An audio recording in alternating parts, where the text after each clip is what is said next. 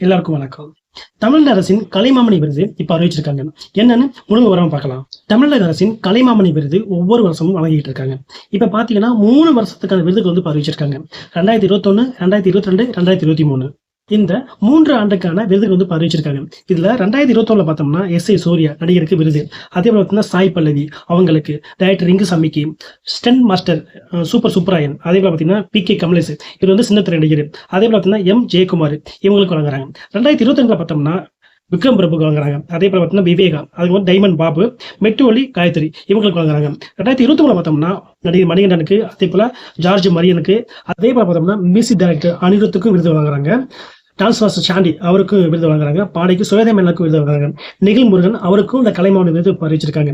இதை முக்கியம் பார்த்தோம்னா கலை சிறப்பு விருது பார்த்தோம்னா முருகேசன் பாண்டியன் பாரதிய விருது வழங்குறாங்க. கே.சே. யேசுதாஸ் அவருக்கு வந்து எம்.எஸ். சுப்புலட்சுமி விருது வழங்குறாங்க. முத்து கண்ணம்மல் பால சரஸ்வதி விருது வழங்குறாங்க.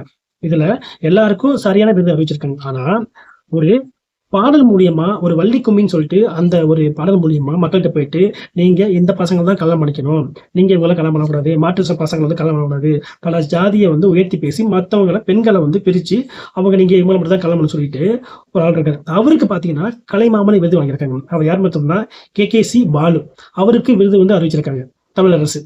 ஒரு சாதி வெறியனுக்கு எப்படி நீங்க விருது அறிவிக்கலாம்?